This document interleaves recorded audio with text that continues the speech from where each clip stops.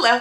Welcome back to my channel. My name is Meg, and this is actually Meg in the future. Hey, I have actually already completed reading all of the books in this video, and I just realized I never actually officially introed the vlog. So welcome to mood read with me for a week / getting through my physical monthly TBR, because I am making it my life's mission for the month of June, and also this is gonna be really humiliating if I don't accomplish this, so take it with a grain of salt. I'm trying so hard to actually finish my entire June TBR. I'm on the right track for sure. So I wanted to do a weekly reading vlog where I literally just mood read from my monthly TBR. Luckily, I actually really love my June TBR, and I'm excited for every single book that I have on my list. So that's good, and it's not gonna be like a daunting task or anything. I don't have anything on my list that I'm like scared of, which is great. Anyways, I hope you guys enjoy, and I will talk to you in approximately 2 seconds when me of the past comes to start talking to you about the first book.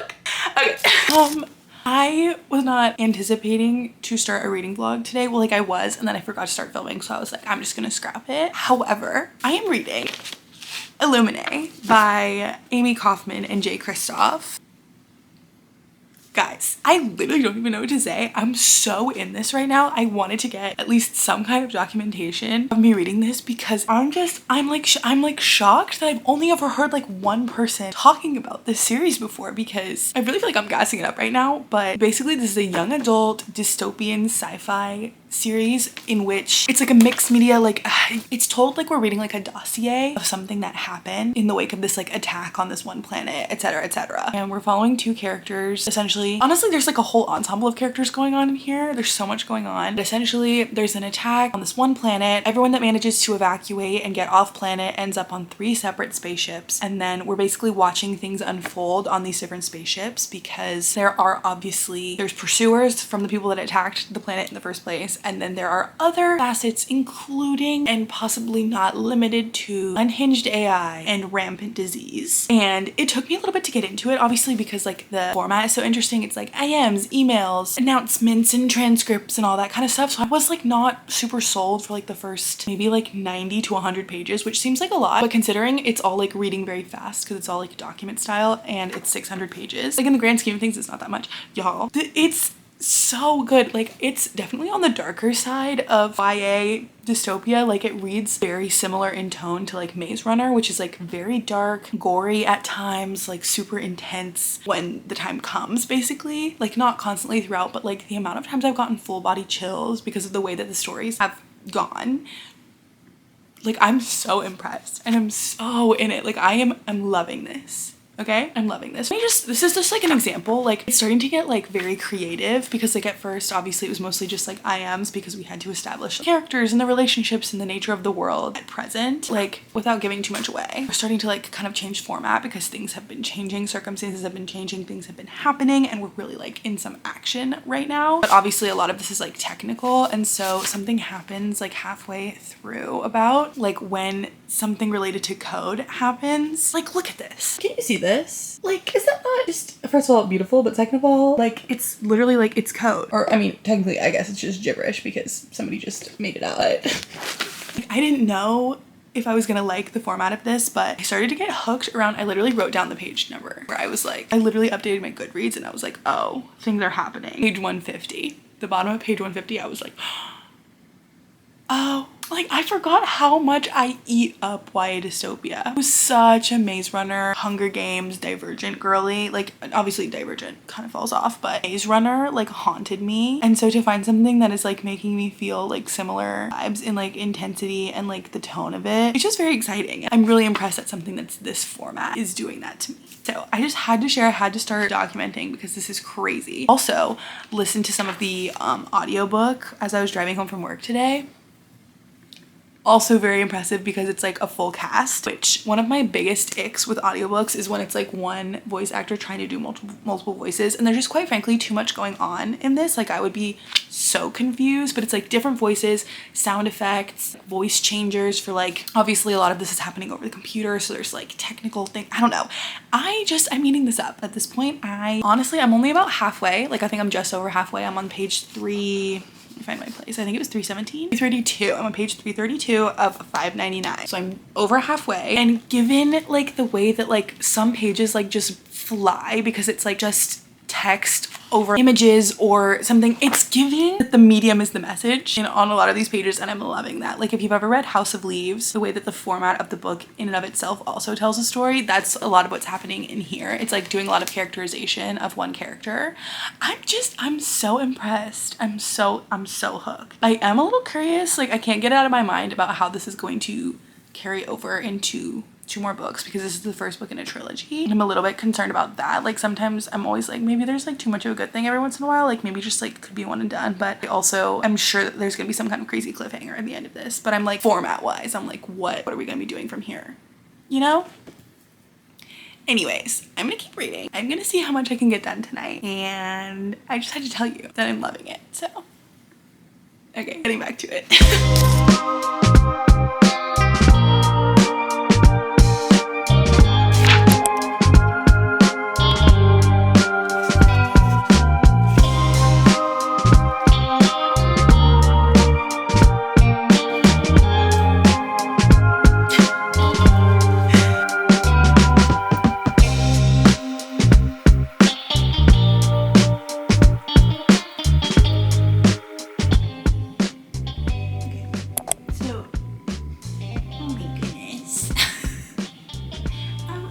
Busy.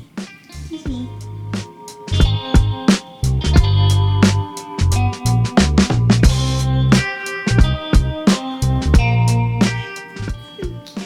cute.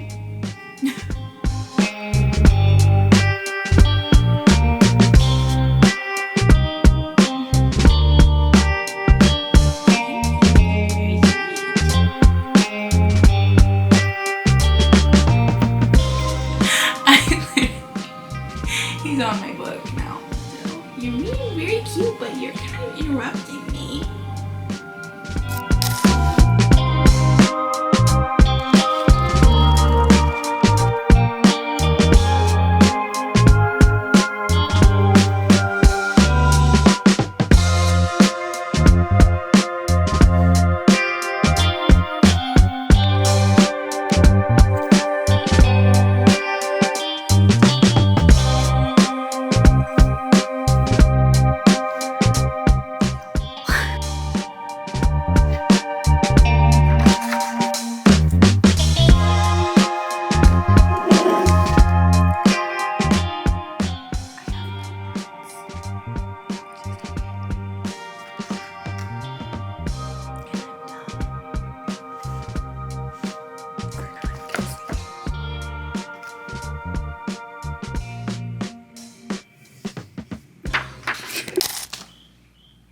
Hey.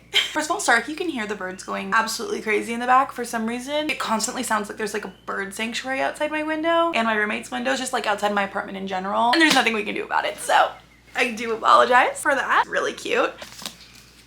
I finished Illuminae. Y'all, I'm so confused why I've only ever heard one person talk about this, because I'm aware this is not like an unknown book. Like this, it has, let me see, it has 152,000 ratings on Goodreads, but only one person on my Goodreads has read it. Like I've only ever heard Heather McClary talk about this before. And it's why I picked it up in the first place. Like why I knew when I saw it at the thrift store that I needed to read it was because of her. Other than that, genuinely never heard anything about it. So I'm just like, I'm just so confused, because this was so good. Like so good. Right when I finished it, I did give it 4.5 stars. The birds are driving me crazy.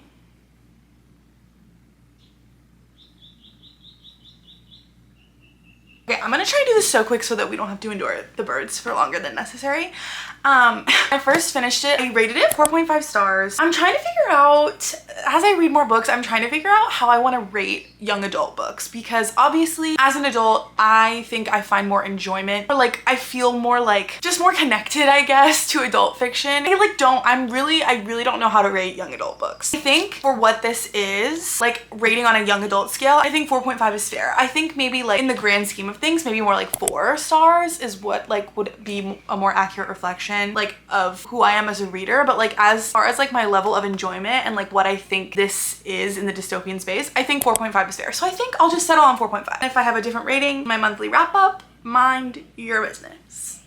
Rating is like my enemy. I'm so indecisive. Anyways, long story short, I really enjoyed this. Like, I loved it. It was so good. I was really invested. I will say the one thing that I didn't super connect to in this book is the romance. Like, because it was like a couple that already existed, they're broken up, they're trying to like reconnect and like rekindle, I guess. I just never like felt it coming off the page, especially given like the format of this where we're just like doing it over IMs kind of thing. But I don't know if I already said this. I found out that the next two books in this series, each book follows a different couple, like a different couple of characters in different phases of the invasion that's happening, like the overarching situation that's happening in this series. So like it starts out with Ezra and Katie in the initial invasion, and I think like the next book follows two characters that are together on like space station thing that we're trying to get to the whole time in this book. But I think they're kind of like staggered. Like I think things are happening at the same time, which is such an interesting concept, and I love it because as much as I loved like the plot and the format and like the overarching story of this, I'm not like super connected to, like I said, the romance, the characters necessarily. So I'm excited to add more characters to the ensemble. I think that's just like, it's such a clever idea, especially with something like this where it's like a huge world that they're living in. I think that's so cool, and I'm very excited to read the next one. And then I obviously didn't read the summary for the third one because I don't want to get spoiled for what happens in the second one, but I'm curious to see what happens in that one too, character wise. If I'm being honest, I think this book just scratched the dystopian itch that just like lives in my brain, because I felt this way when I read the Darkest Minds trilogy in like late high school for the first time. I felt this way about Hunger Games. I felt this way about Maze Runner. I just love young adult dystopia, especially when it takes on a darker tone and like tackles like darker themes or just includes like darker, I don't know, it's just so good. Genuinely, like the themes in these books should be challenging to you. They should be upsetting. It should make you think. It should make you evaluate things about the human experience. What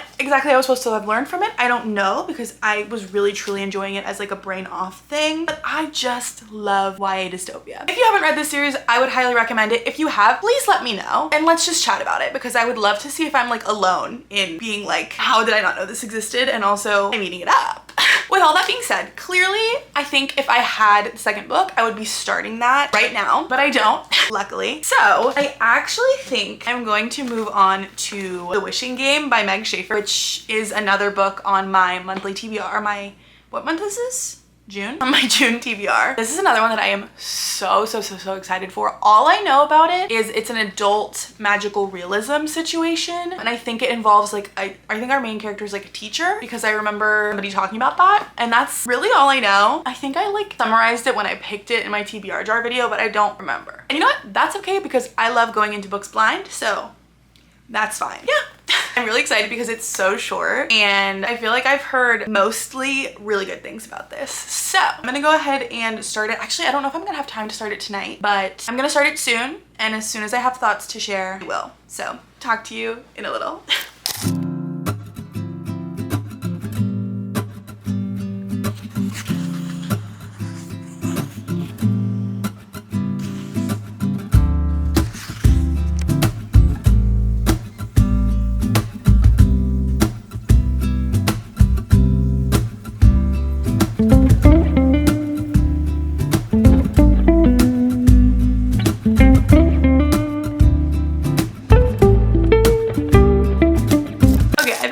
So much less time to read this week than I thought I would, so I haven't gotten very far into The Wishing Game. I'm on page 81. I was really hoping this could be like a one-day binge kind of situation, but I ended up having some friends come in from out of town yesterday. I only really had time to read a little bit. I think I read like 60 pages before bed, which is a decent amount. Also, if my eye looks scary at all, it's because I think I just got sunscreen / foundation into it. I was rubbing it because I forgot that I was wearing makeup.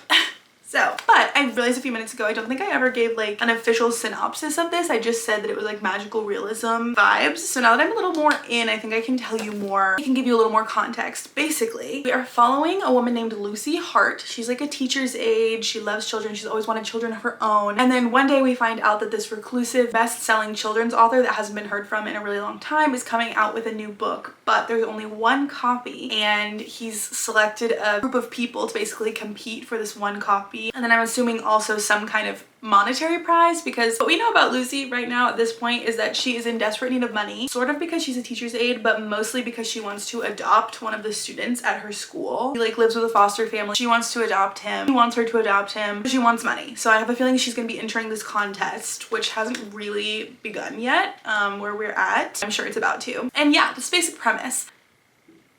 Up to where I'm at right now. I am not sure how I'm feeling about this.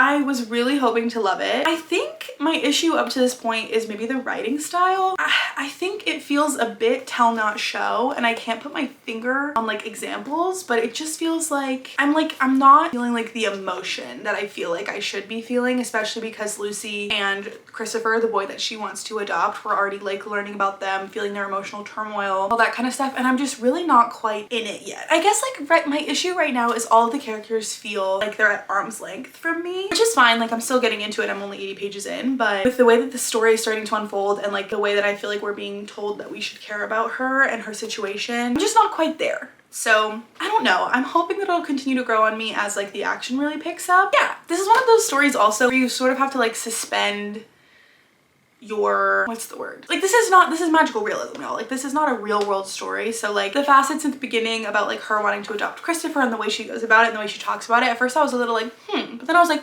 girl, this is a fun, silly, goofy little time. This is not actually about a real woman that wants to adopt a real child. This is about a woman and a child that like to play a wishing game, and that she gets invited to play an actual large-scale wishing game.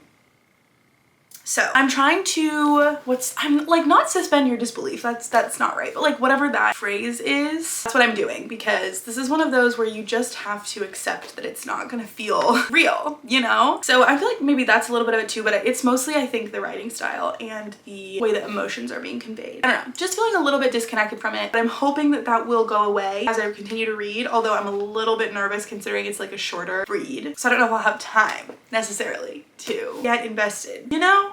I'm still having fun. Like I'm obviously having fun because it's a cute premise, cute characters, it's fun. We're about to like start solving riddles, I think, and I love riddles. So I will keep you posted. I'm hoping that my feelings will change, but we'll see. So that's where we're at so far. And I'm hopefully gonna read a little bit this evening, and I will get back to you when I have more thoughts and opinions and things to say. So talk to you later.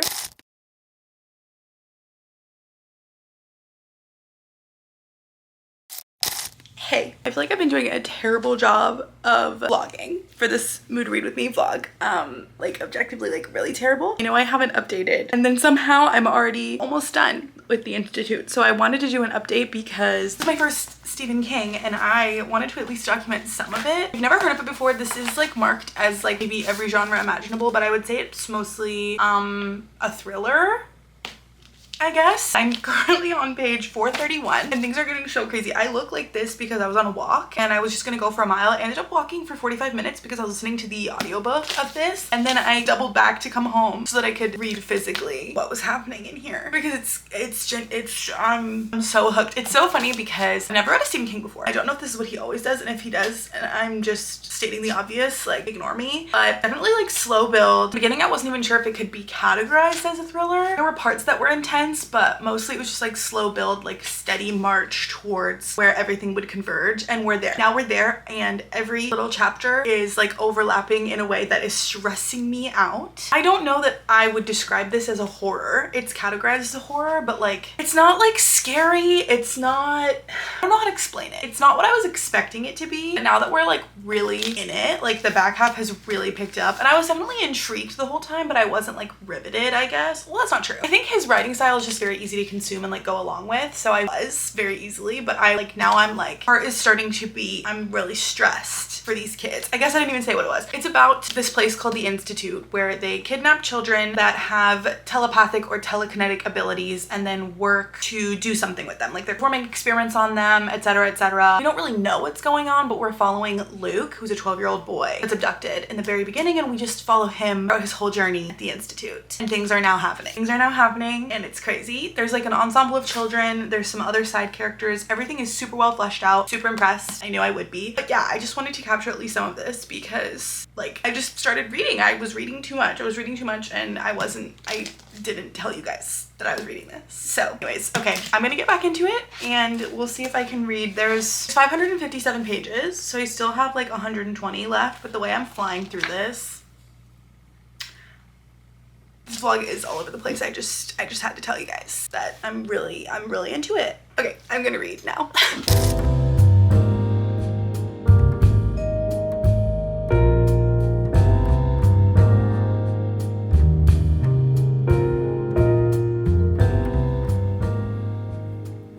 Wish me luck. I'm so scared. Specifically because we're reaching like showdown time, you know, as is standard with something like this that increases in intensity. And the last line of the flap literally says blah blah blah blah blah. The Institute is Stephen King's gut-wrenchingly dramatic story of good versus evil in a world where the good guys don't always win. I'm scared.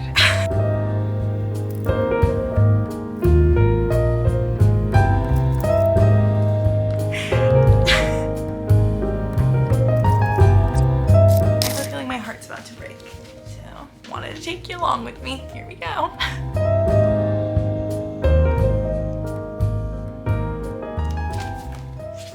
have chills. I have chills. Can you see that? I don't think you can. I have chills.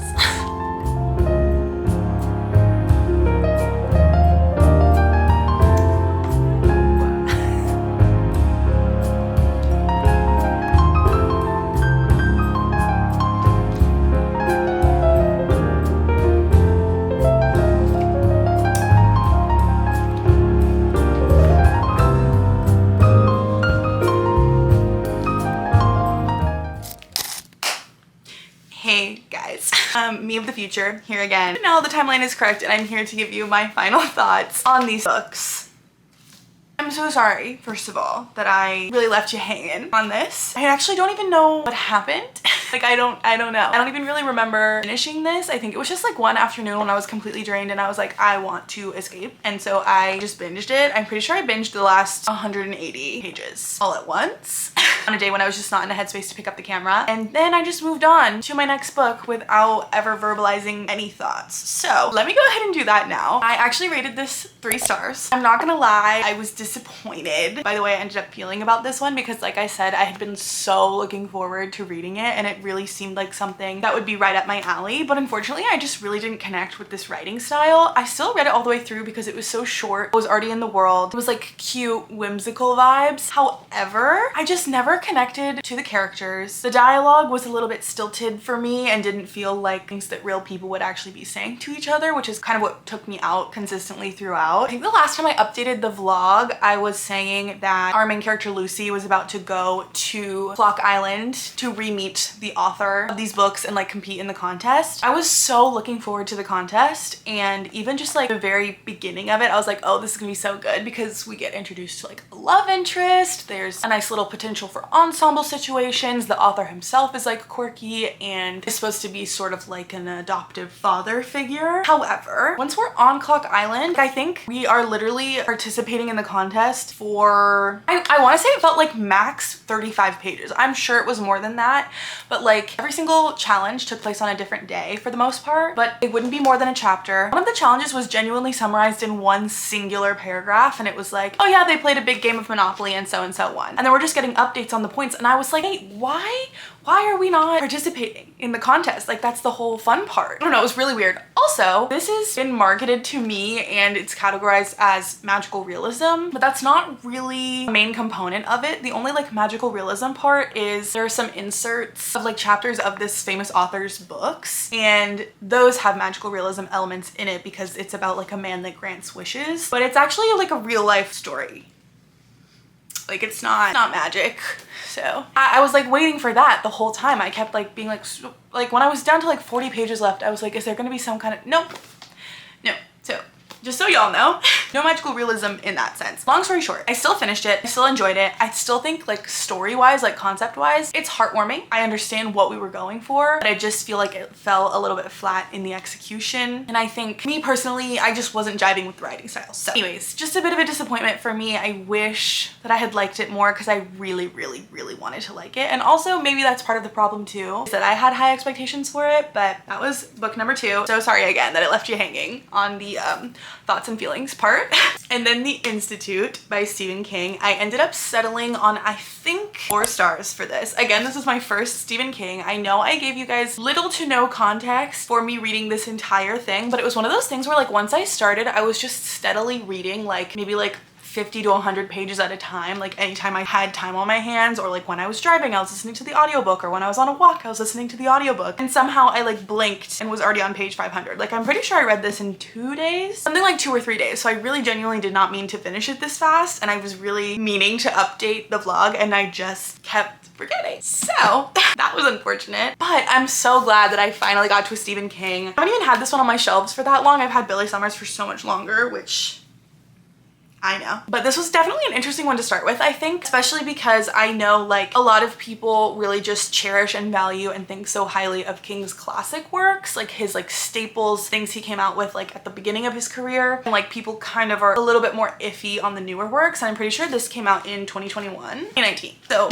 definitely a more recent one. Yeah, I honestly didn't have like any expectations other than I'm just gonna love the writing style. But like story-wise, I had no expectations. I didn't really know anything about this story. I've never heard anybody talk about the book itself, so like I really went in blind and with no expectations, which I feel like is like the best way to do it sometimes. Like it's different, like completely forming your own uninformed opinion on something. Like I feel like that is a rarity nowadays, especially in the booktube space. So first of all, I get the Stephen King hype. He is an incredible writer. He is masterful. The way he weaves together like the threads of a story, incredible. Definitely slow paced, slow burn, but we're really getting to know each and every character, which I love. I think it's always amazing when you can tell an author is just so good at character work. So I really enjoyed witnessing it and like observing his specific way that he does that. I think it's very impressive. I was not scared. There was not intense like gore. I think there is a little bit, but even so, I can only recall like 2 scenes that were like that level of intense. Actually, maybe,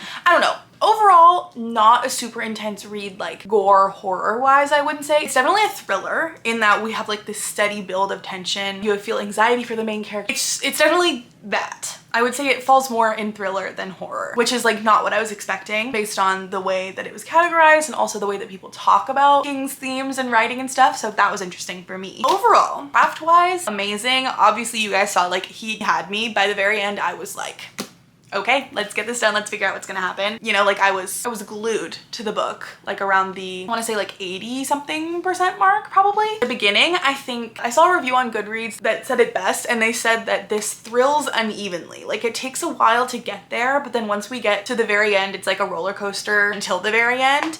I will say it was a little bit anticlimactic for me. I still was emotional and I still was super invested, but the way that everything ended up unfolding when I was actually like recording myself reading was not what I was expecting, and lacked a lot of like the punch and like the momentum that I felt like we had leading up to it. It was still really well done, don't get me wrong. I just think I wanted more because it had been such a buildup, like a slow, steady march to the end. I wanted it to be like an explosion, and like while it was, it also wasn't for me specifically. Like I just wanted more, you know? Also, I think I was expecting a little bit more on the found family side of things. There's a couple relationships in here that like really work for me, but I think I just wanted more in certain aspects. I think specifically relating to the kids that are in the institute together. I don't know how to put it in, I don't know how to explain it, but I wanted a little bit more from it. So overall, like the conclusion, very satisfying. The relationships, very satisfying. The themes, very interesting. Tension works when it needs to.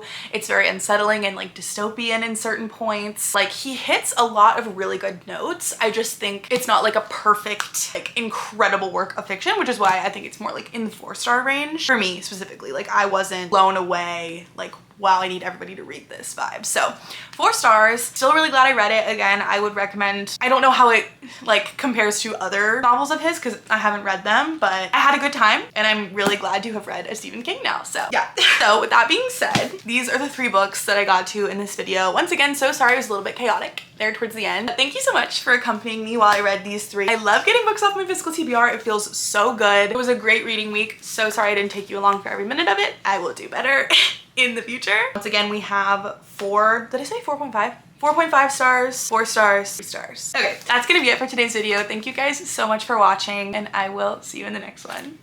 Bye.